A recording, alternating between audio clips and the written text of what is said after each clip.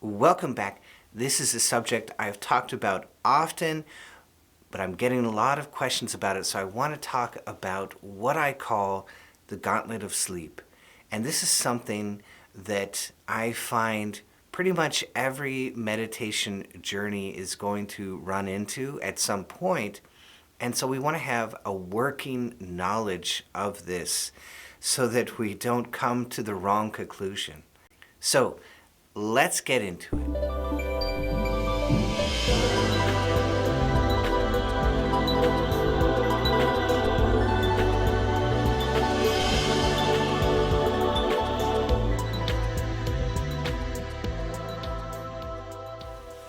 So first of all, yoga is using the body to slow down the mind.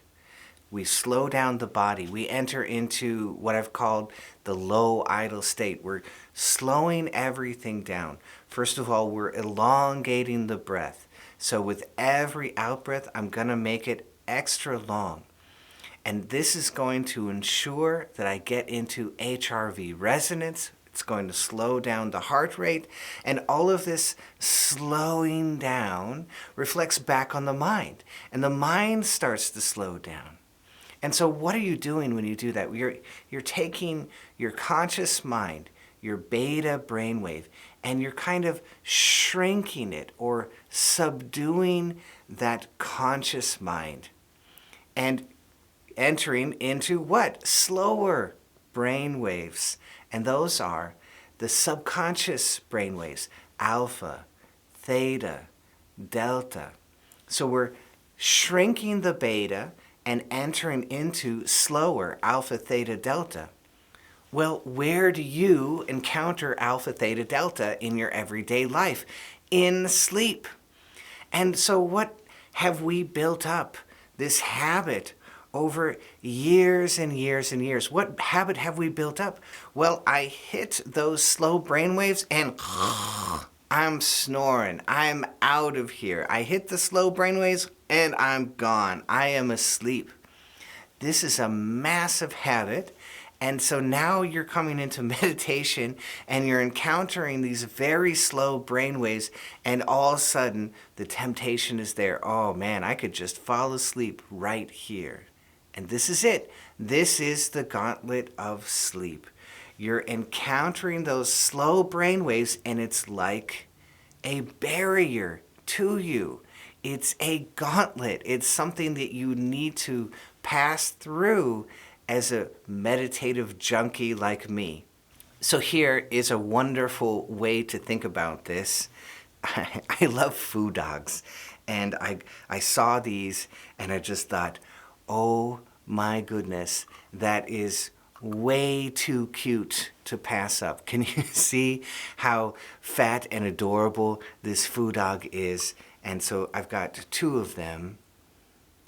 And so you go to the temple, and this isn't just in China or just in Japan, it's all over in Asia. You'll see that there are two guardians. So it might be two food dogs, or two angels, or two warriors who are guarding the temple. And this is so perfect because as we're going into meditation, we're actually encountering and passing by two very specific guardians. And the first guardian is your conscious mind. And so that's the little food dog, that's the guardian which you are subduing. Through the low idle state, through the HRV resonance, through the slowing down, you are subduing that conscious mind. So it used to be huge and stressed out, and you're shrinking it way down. It becomes very subdued. And then the subconscious, we're passing through that second guardian. Because usually when we encounter those sleepy brainwaves, you just pass right out. And we've got to somehow stay awake through those sleepy brainwaves. And so it really becomes a balancing act inside of you where you're trying to hold on to a little bit, right? So it would be easy if we just wanted to get rid of the conscious mind completely, but that's not the case. We want to subdue it, and we want to keep that subdued conscious mind there because we need it to balance with the slow brain waves, alpha, theta, delta. We've got to find some precarious balance as we walk the line and make our way through the gauntlet, through the two guardians, you see? You got to balance your way through all of that. To do what? Well, the guardians guard the temple. What is inside the temple? The superconscious mind. And so we're trying to enter into this very balanced, very precise state. And it's not easy. And so I had somebody tell me, well, I think something is wrong with the Kriya Yoga because I'm getting to this slow state and I just fall asleep. And then I went and I did some other meditative practice and it was much more active, and therefore that practice is correct and what you're saying is incorrect. That's kind of like saying that water is a problem when you learn how to swim. Well, of course water is a problem and you can drown in those waters, which is why we're learning to swim. But no matter what technique you're going to use, you're going to keep encountering this problem that you have to learn something about balancing these brain waves. And it's very precarious. And there's nothing else in this world I can really think of that demands this kind of precision from you. It's only meditation. So yes, becoming active again in your meditative session is a wonderful answer. And this answer is actually baked into the Kriya Yoga. So the very first Kriya that we use, it's asking you to sit very still the entire session. So you use that Kriya and you don't move and you get in touch with the dorsal vagal complex, the parasympathetic system inside of you, which freezes you into place. And then in the second and the third Kriya, the original Kriyas from Lahiri Mashaya, right away we break into movement again. And when you really ponder that, it's quite fascinating, right? Because you would think, wait, why am I moving again? Why am I going to do an action in meditation which is moving me out of the freeze? I just learned to get into the freeze. Why would I want to break that? Well, you might be encountering this problem of balancing those brainwaves, and you've got this huge habit. You hit those sleepy brainwaves and you pass right out. Kriya Yoga says, yes, do. Become active again. Wake yourself back up. Bring your interest back. Bring your action back. Get back into an active state and see if you can bring up that conscious mind a bit more, because this side, these alpha, theta, delta, it's a very heavy, and so you want to be able to balance that. And if the beta brainwave gets too thin, you're going to find that this is very difficult and you're always nodding. If you nod a little bit and you feel as if you are staying conscious, there's nothing wrong with that. But once I start nodding, I know I'm heading in that territory, I'm hitting that habit, and I could fall asleep. And so I want to change the game. I want to change things up.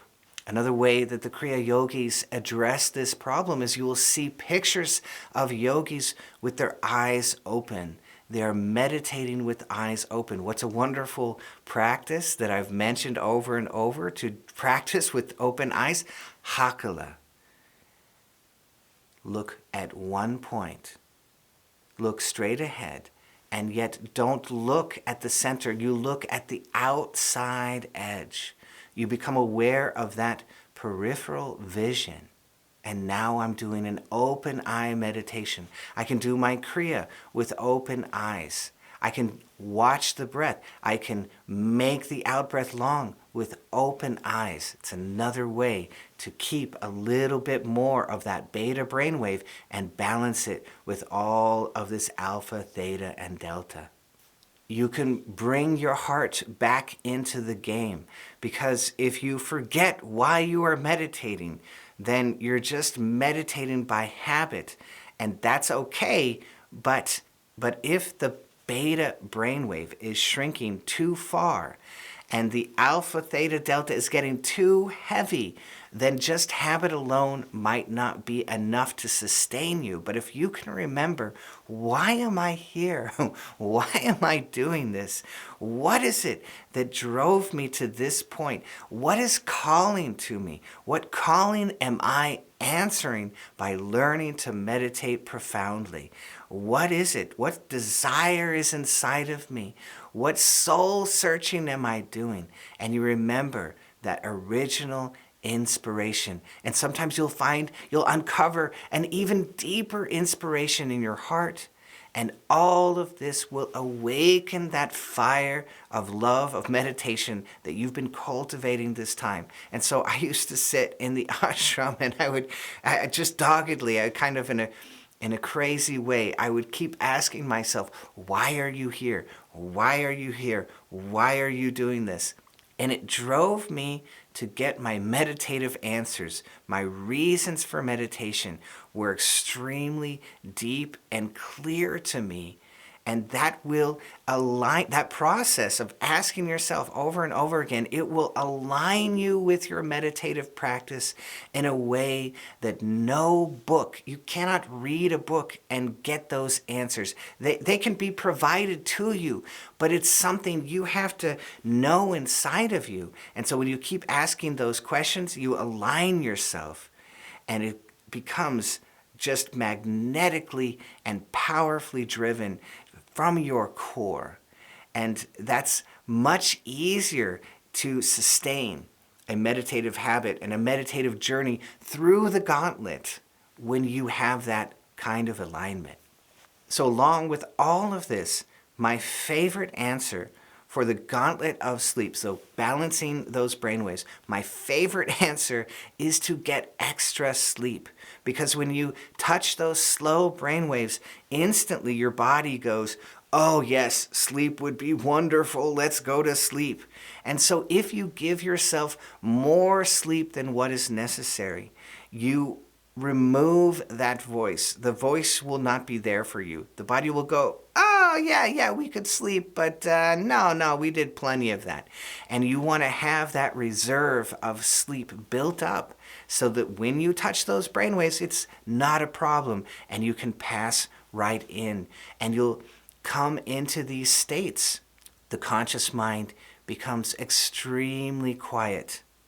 And maybe the only thing that you begin to see are these kind of proto-thoughts, these half-thoughts from the subconscious mind that will arise and fall away. They will arise and fall away over and over again. These strange thoughts, they're half-thoughts, they're not full thoughts. And it's the subconscious mind kind of reaching up to see if the conscious mind will grab onto these thoughts. But if your beta brainwave, your conscious mind, if it is subdued, it will not reach down and grab those half thoughts. It will let them go. And so they will dissolve back into your consciousness and disappear. And you're like, whoa, these are so strange. I'm getting strange images and strange thoughts, these half thoughts. Yes, that's your subconscious mind. And you're seeing it on a deeper level than what most humans ever see. So you're entering into a kind of clarity which is not normally seen anywhere. You're entering into a true vision of your own mind that most people have no idea about. They never reach that.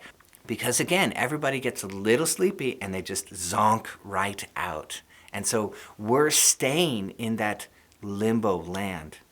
Yoga Nidra knows all about this state. Yoga Nidra, that's sleep yoga. They know all about this place, and they're using it wonderfully. Look, meditation, all these practices are great, but understand that we're going to come to this place where we're balancing the brainwaves, so let's just investigate sleep right away. So I've said before, investigating sleep, investigating yoga nidra, learning some of those practices. I have an old video about this. It can be very, very, very powerful for your meditation because you're learning to become comfortable in a place most people do not exist. They can't handle it. They hit those sleepy brainwaves, they zonk out. And you're learning to maintain just a little bit of the conscious mind and balance that as you pass through. And we really are. We're passing through. We want to get past both of these, conscious mind, too much conscious mind, and too much subconscious mind. We want to pass through both of those to reach the superconscious mind. And once you hit the upper nervous system, once you hit a little bit of the superconscious mind, it will wake you back up. It will inspire you. And then you know you've had a profoundly deep meditation because it has woken you back up, not in a physical way, not in a conscious mind way, but something which is deep and pure and very, very inspirational in spirit. Inspiration. That kind of inspiration will wake you up. Somebody said to me, it was as if I'd been using an old, dusty computer and somebody suddenly gave me an HD resolution TV. It was just a whole different level.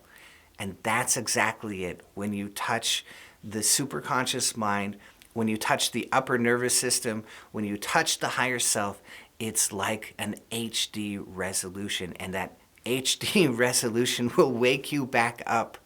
And then you've passed through the gauntlet. The gauntlet is over. You passed through it successfully. And you can even learn to just stay in that balanced state.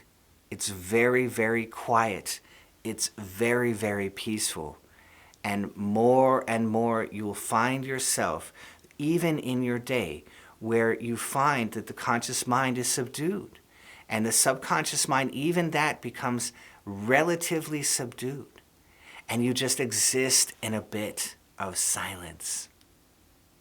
And that's really, really a profound state to be in, that kind of silence. And there's this huge relief. The yada in the mind, your conscious mind, your left brain, that mind is gone, relatively gone. You have a relative new amount of peace in yourself, and the clarity that you will find, this kind of clarity can translate into amazing inspiration, amazing ability to dive into what is it that I really want to know. And so the answers will come to you. And I've talked about that before. This download state will come to you. And don't think that you have to master all of this balance immediately. This is something that we encounter and we grow with over and over and over again. You encounter it, you learn. You encounter it, you learn. You encounter it, you learn. One day you fall asleep, the next day you don't. And that learning is normal. It's okay. The important thing is to learn to work your way through it. And don't just accept that you are hitting those slow brain waves and just falling asleep. You don't want to accept that. Meditation then could become a sleepitation, where you're not really progressing, you're just falling asleep over and over again. And there was kind of an epidemic of that, of sorts, when I was in the ashram. And I remember I was doing a group meditation, and I opened my eyes, and everybody seemed to be nodding. I mean, it was like 95 or 98% of the room. And so I went back to my room and I thought, that's ridiculous. You must be exaggerating to yourself. You were just in shock. And so I went to the next meditation, and instead of sitting near the front, I made sure to sit in the back. And occasionally I would open my eyes, and again, it was 90, 95, 98% of the room was just nodding. just continuously nodding. I thought, oh my God, this is an epidemic. This is a real problem. And nobody was talking about it. But it's this problem of encountering the sleepy brain waves and getting lost in them. And you don't want to do that. So you want to wake yourself back up. You want to make sure you're getting more sleep. You want to align yourself with inspiration. Remember why you are there. You want to practice open eye meditation. If you're attempting a longer meditation, maybe you get up, you walk around, you have some tea, you sit down, you stretch. This is why Kriya Yoga will often recommend rounds. If we're doing a long meditation, let's do some Mahamudra, let's do some more Navi, let's do some Kriya, let's do some second Kriya. Let's wake ourselves back up. Let's do some open eye meditation. Let's mix it up, make it interesting, make it fun. Make sure it's coming from your heart. And learn a little bit the mystery of your own mind. Nothing to be afraid of. It's a glorious thing. And once you learn this balance, just a little bit, you will find yourself slipping into these deeper states. And that's the idea. You don't have to master it all at once. You just need to slip through. Slip through the gauntlet now and then, and you'll find yourself in these profound states. So I hope you love this. If you did, be sure to hit that bell down below so I can see all of it next time.